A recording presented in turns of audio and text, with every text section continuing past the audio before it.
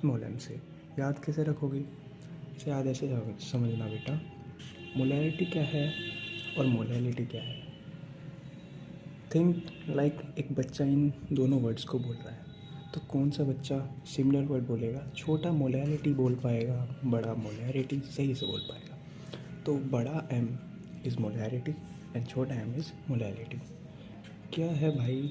It is the number of moles of solute by volume of solution. ये इसका main formula होता है।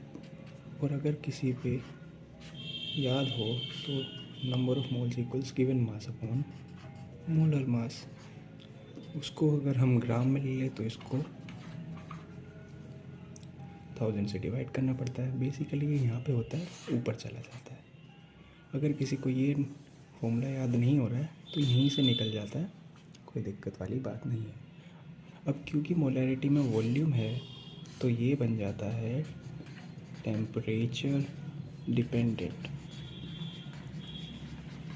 Okay. और मोलैलिटी क्या है भाई? Number of moles of solute by mass of solvent. तो इसको अगर मैं एक्सपेंड करूँ तो given mass of solute upon molar mass of solute bye given mass of solvent.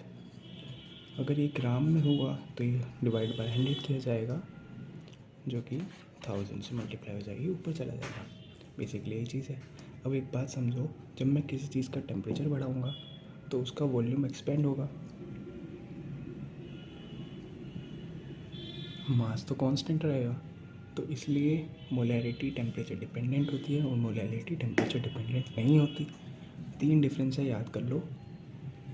इसकी यूनिट होती है भाई, अगर किसी में थोड़ा सा कॉमन सेंस है तो वो देख पाएगा, मोलैरिटी बाय लीटर, मोल पर लीटर, एंड इसका मोल पर केजी। ओके। बेसिक यूनिट इसकी मोल पर केजी हो गई और इसकी मोल पर लीटर। इसे रिप्रेजेंट करता है कैपिटल एम से स्मॉल एम से। और ये टेम्परेचर डिपेंडेंट है और ये नहीं है।